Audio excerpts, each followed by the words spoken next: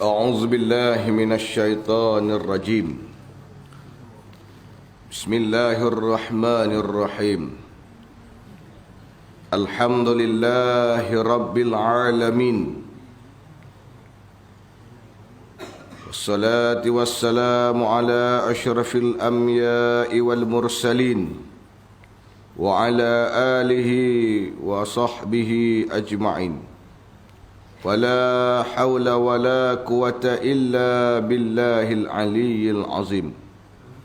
اللهم صل على سيدنا محمد وعلى آله وصحبه وبارك وسلم. Alhamdulillah thumma alhamdulillah.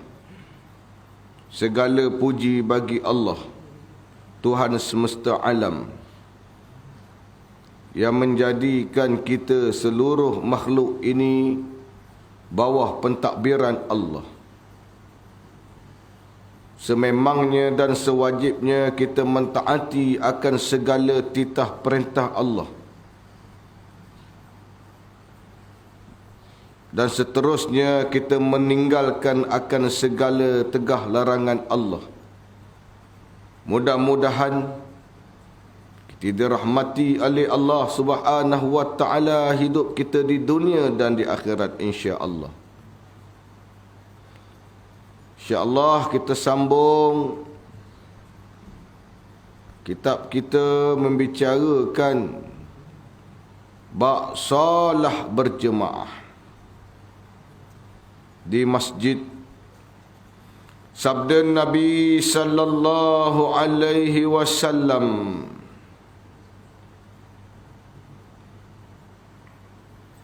bermula masjid itu rumah bagi tiap-tiap orang mukmin, yakni tempat ibadat bagi orang mukmin.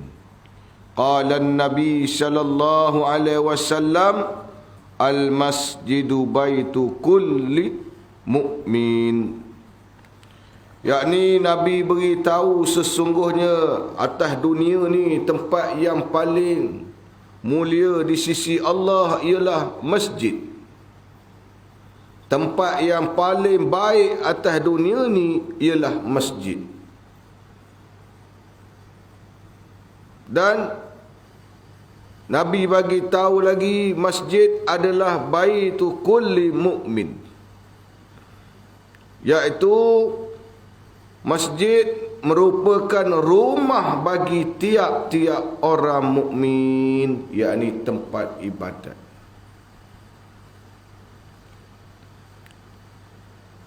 Menceritakan kepada kita ialah masjid atas dunia ni adalah rumah Allah Subhanahu wa taala.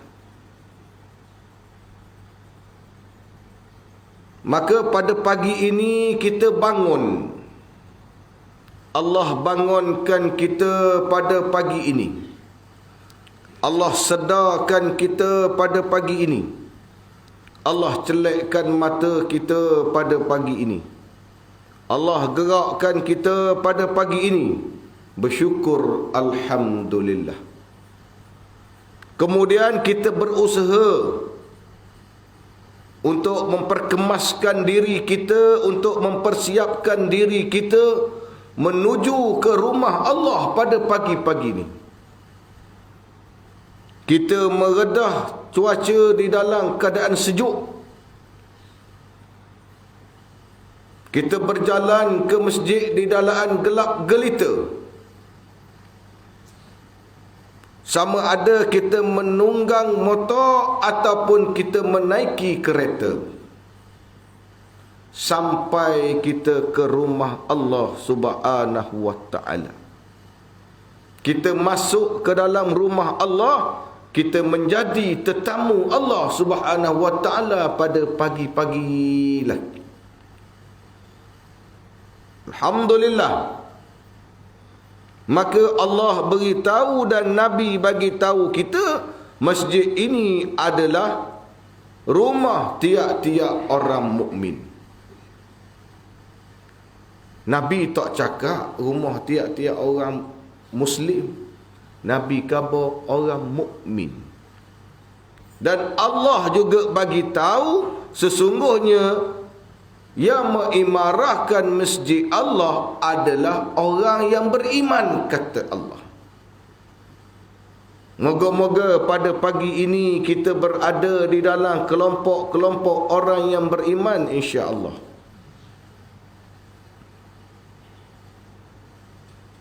Dan kita ambil hukum akal kita untuk berfikir. Contohnya berada di dalam keadaan COVID sekarang, iaitu kita semua terpaksa mengikut SOP yang telah ditetapkan oleh pihak berwajib demi menjaga keselamatan orang awam seperti kita.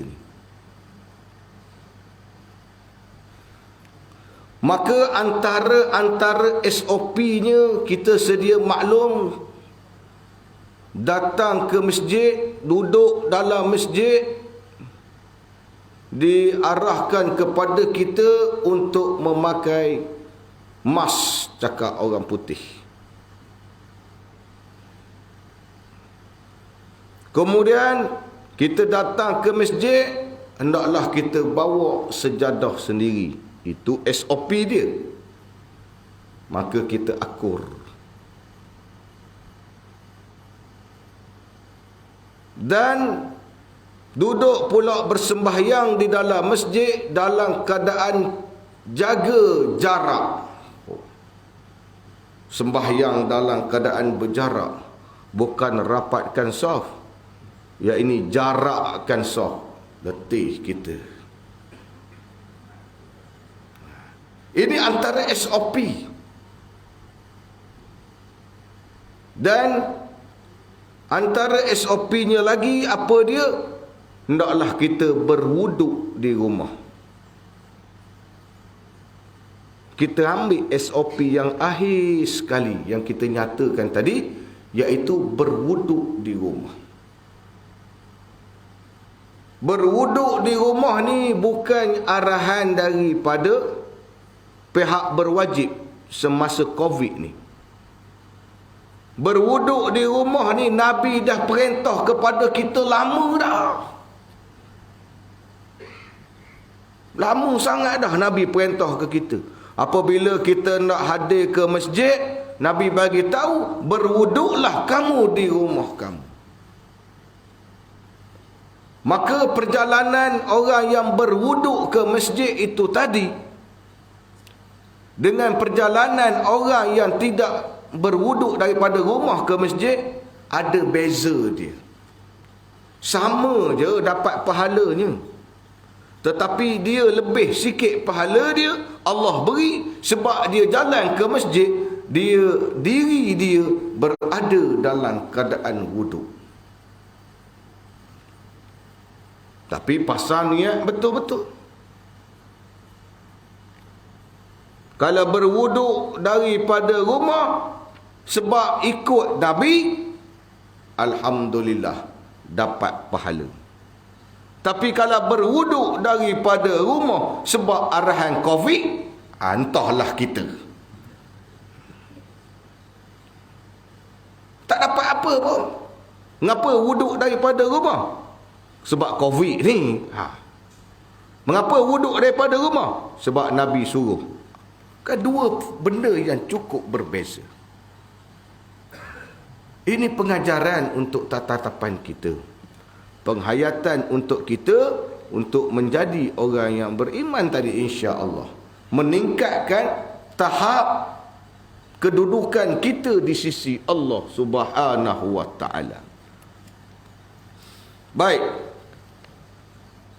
Wa qala an-nabi sallallahu alaihi wasallam, "Idza ra'aitumur rujula mulazimal masjid fashhadu lahu bil iman."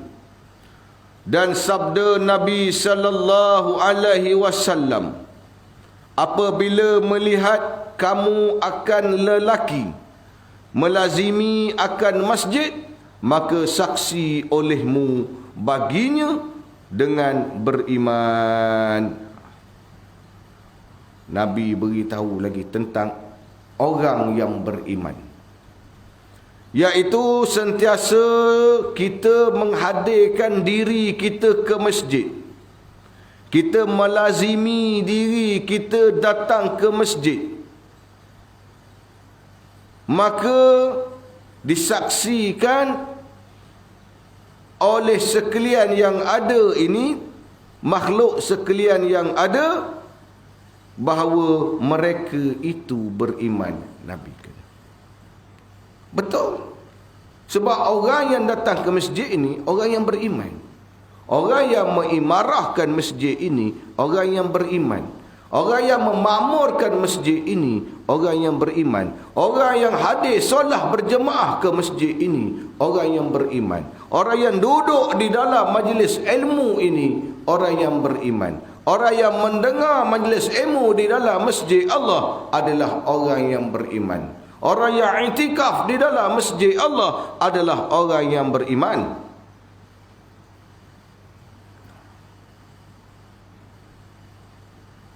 Maka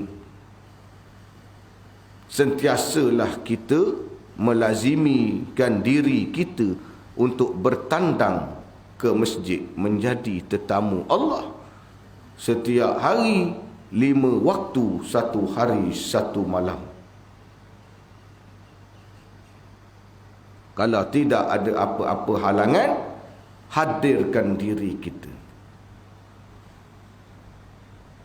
Masjid ini terbuka luas untuk sesiapa sahaja yang ingin masuk menjadi tetamu Allah. Walaupun terpaksa kita mengikut SOP, scan dahi kita, scan suhu badan kita, tengok berapa darjah Celsius, sama ada kita boleh masuk ataupun tak boleh masuk ke masjid. Tapi normalnya puratanya 36 poin lebih je. 36.1, 36.2, 36.3. Paling kuat pun 37.0, 37.1. Itu waktu zuhur hari panas. Naik motor datang ke masjid 37.1. Tak kisahlah SOP kita. Tetapi kita adalah tetamu Allah. Bayangkan hebat kita ni. Dan Allah akan memuliakan manusia yang menjadi tetamunya. Allah akan memuliakan manusia yang datang ke rumahnya. Allah akan memuliakan manusia yang bertandang di rumahnya. Allah akan memuliakan manusia yang duduk di dalam rumahnya. Allah akan memuliakan manusia yang mendengar majlis ilmu di dalam rumahnya. Seperti juga tingkatan manusia ni.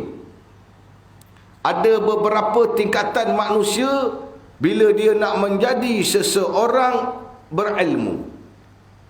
Yang pertama, Nabi kata kun aliman. Jadilah orang yang alim. Tapi nak jadi orang alim, mesti pergi kepada yang kedua, muta'alliman. Nak jadi orang yang alim ini, kena belajar. Muta'alliman ini belajar. Alim ini maknanya orang yang berilmu. Bukan alim ni orang alim, nampak jubah, nampak serbai, ada janggut. Orang alim. Apa mana orang alim? Sebut orang alim, dia tu alim. Alim. Apa alim? Alim cakap Arab. Cakap kita ni maknanya orang berilmu. Moga-moga kita bertandang ke rumah Allah, Allah tambahkan darjat, Allah angkatkan darjat kita, Allah beri sedikit ilmu kepada kita. Nak jadi orang yang berilmu itu tadi, kena belajar. Maka bukan semua orang yang belajar itu tadi jadi alim. Bukan semua orang yang belajar itu tadi boleh jadi alim. Tak.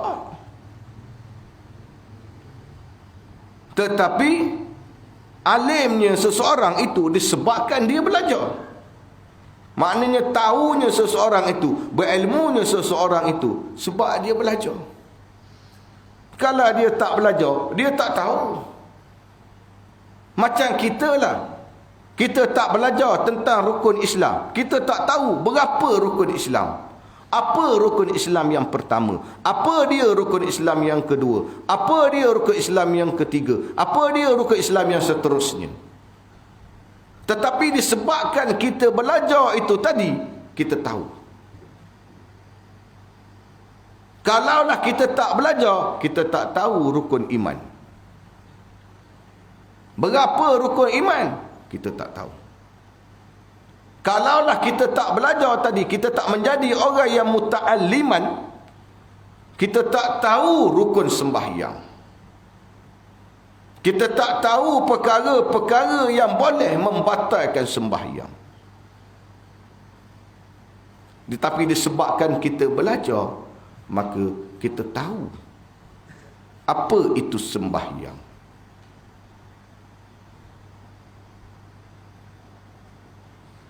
Dan ciri-ciri orang belajar adalah orang mustami'an, iaitu mendengar.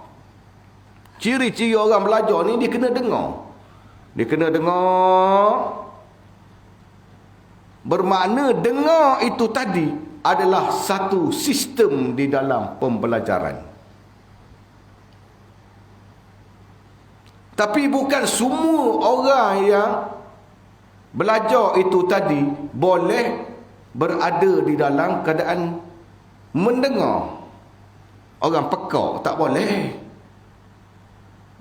Nak dengar guna gaya, dia pekak. Tapi ada sistem pembelajaran untuk dia. Kita ni, kita pekak tidak, buta pun tidak, badan sehat, maka belajarlah kita. Kita sekarang dalam proses belajar untuk menjadi orang yang beriman, yang disebutkan oleh Allah, yang disebutkan oleh Rasulullah melalui kitab yang kita baca pada pagi ini, iaitu mengimarahkan masjid Allah. Masjid Allah ni, rumah Allah ni, kebanyakannya dihadiri oleh orang-orang hak tak daya je. Orang hak tak sehat datang rumah Allah. Orang hak tak daya datang rumah Allah. Orang dah hogel dah berjalan datang rumah Allah. Bukan sehat sangat kita datang rumah Allah ni. Orang yang sehat tak nak datang dia. Tak sehat kita ni. Ada penyakit, berbagai penyakit ada datang rumah Allah. Tak percaya, cuba tanya dalam masjid kita ni. Kencing manis ada, darah tinggi ada, jantung ada, gout ada, sakit pinggang ada, sakit belakang ada, tak eruat ada. Semua orang, kebanyakan orang tak berapa sihat. Alhamdulillah masjid kita ni tiang tak banyak. Kalau tiang banyak, nescaya yang tak sihat tadi akan cari tiang untuk menyandar. Kenapa kau tak sihat, sakit belakang? Tak apalah. Kerana yang tak sihat tadi, dia akan cari dinding untuk menyandar. Kenapa? Tak sihat. Maka sandarlah, tak ada hal. Rumah Allah, duduklah nak sandar pun tak apa. Tak ada masalah. Yang sihat, tak mau dia. Tak nak dia. Yang tak sihat inilah sedang berusaha untuk menjadikan diri kita dalam kelompok orang yang beriman. Betul? Ini dia. Sebab itu duduk di dalam masjid Allah ini Bagaimana diceritakan bahawa kita ini didoakan oleh malaikat Allah. Malaikat Allah cukup banyak. Seperti diceritakan di dalam hadis Nabi melalui peristiwa Isra' dan Mi'raj. Daripada bumi ini sampai ke langit yang ketujuh, sampai ke Baitul Ma'mur sana. Bilangan malaikat Allah tak boleh nak kira. Sampai Nabi kata dia pergi ke Baitul Ma'mur semasa Isra' dan Mi'raj. Baitul Ma'mur adalah apa? Adalah tempat untuk tawaf para malaikat di Baitul Ma'mur. Atas dunia di Masjidil Haram, di mengelilingi Kaabah, tawaf mengelilingi Kaabah. Tapi malaikat di Baitul Ma'mur sana. Nabi bagi tahu, aku melihat di Baitul Ma'mur sebanyak 70,000 malaikat masuk, tak keluar dah. Kemudian datang lagi 70,000 malaikat masuk lagi, tak keluar. Datang lagi 70,000 malaikat lagi masuk, tak keluar dah. Tawaf kepada di Baitul Ma'mur sana. Dan kita alhamdulillah duduk dalam masjid ini itu tadi, malaikat berdoa kepada kita daripada mula kita datang ke masjid, duduk di masjid, dan malaikat doa ke kita sampai balik ke rumah sekarang. Malaikat doa dua je. Malaikat minta dengan Allah, malaikat berdoa dengan Allah. Dua perkara je malaikat berdoa. Tak gaya kita minta dengan Allah macam-macam kita minta. Allahumma barik lana bima razaqtana. Minta rezeki dengan Allah, minta makan. Allahumma rabbana hablana min azwajina. Minta isteri yang soleh, minta zuriat yang solehah dengan Allah. Allahumma tawil umurana. Ya Allah, panjangkanlah umur kami. Minta panjang umur dengan Allah. Allahumma hayna bil iman. Hidupkanlah kami dalam iman, ya Allah. Minta hidup kita ini hidup dalam iman dengan Allah. Minta dengan Allah baik di dunia, baik di hari akhirat. Minta dengan Allah. Tetapi malaikat minta dengan Allah untuk kita dua je malaikat minta. Apa dia malaikat minta? Allahumma firlahu. Malaikat doa kepada Allah untuk kita yang ada dalam masjid ni. Allahumma firlahu. Ya Allah, ampunkan dosanya. Malaikat doa minta ampun kepada Allah dosa kita. Bayangkan berapa ramai malaikat berdoa kepada Allah, Allahumma firlahu, ampunkan dosanya.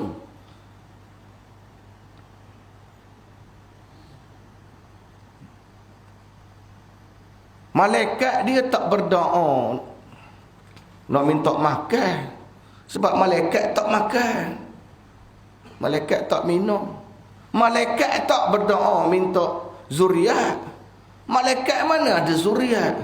Malaikat tidak berdoa untuk isteri yang soleh, untuk anak-anak yang soleh, untuk anak soleh. Sebab malaikat bukan lelaki, bukan perempuan. Malaikat tidak ada jantina.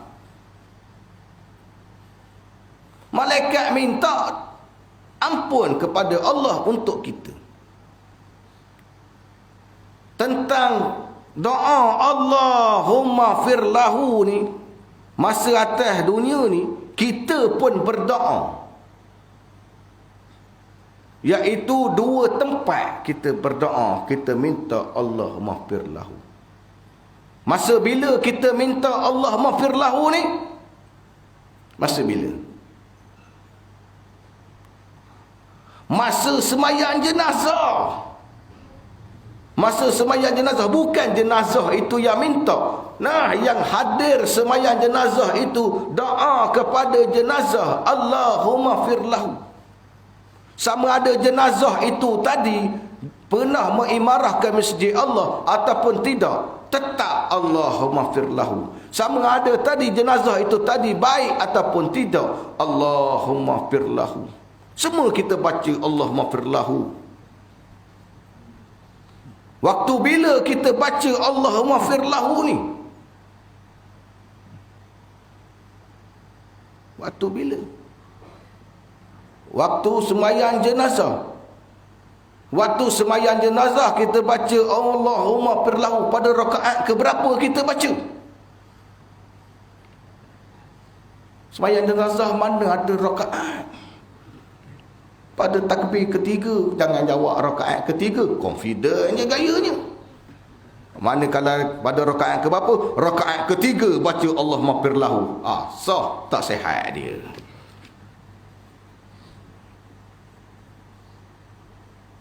Kita minta. Semua sekali kita baca Allahumma firlahu. Takkan kita khabar kau malas baca untuk dia bapa jahatnya atas dunia dulu. Masa hidup bapa jahat curi sawit orang, curi nak baca minta ampun pula. Lantak awak lah. Dah kita baca semua. Lebih-lebih lagi Tok Imam. Tok Imam walaupun jenazah itu ahli qaryah dia, walaupun jenazah itu orang yang dikenali ataupun tidak dikenali, tetap Tok Imam akan baca Allahumma firlahu, ampunkan dosanya. Tak ada Tok Imam khabar kau tak kenal kau malas. Dia baca semacam tu. Ni dia. Dan apa lagi? Warhamhu. Malaikat minta yang kedua, berilah kerahmatan kepadanya ya Allah.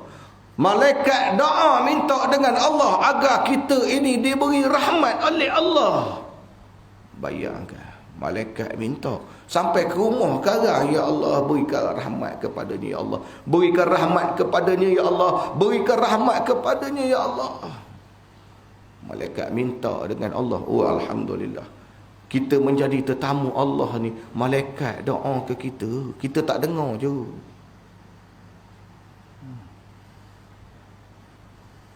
Ni dia pengajaran yang dapat kita ambil daripada nak jadi kelompok orang yang beriman itu tadi. Moga-moga dengan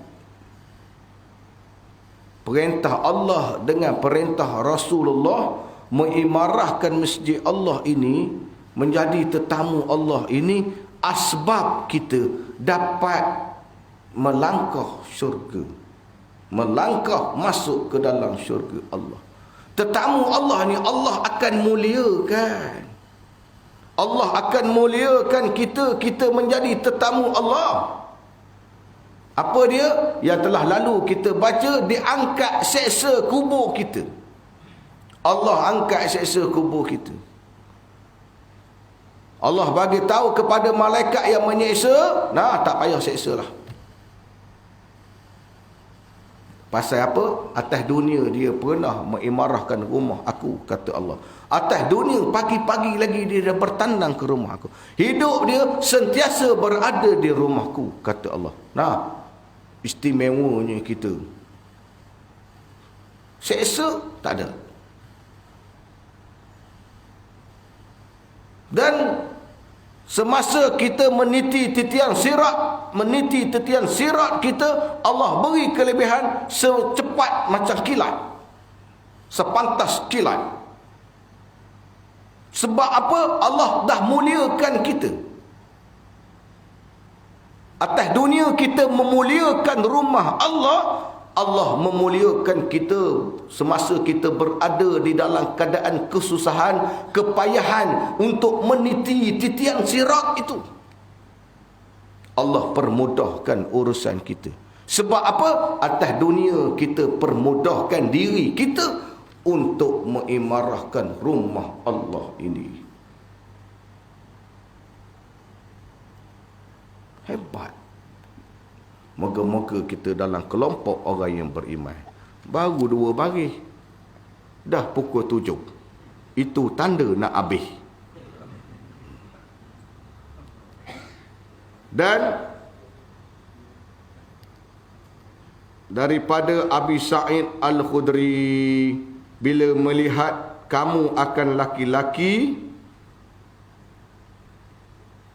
yang beradat ia akan masjid, maka saksi olehmu baginya dengan beriman, dan kerana firman Allah Ta'ala, innama ya'muru masajidallah man amana billah.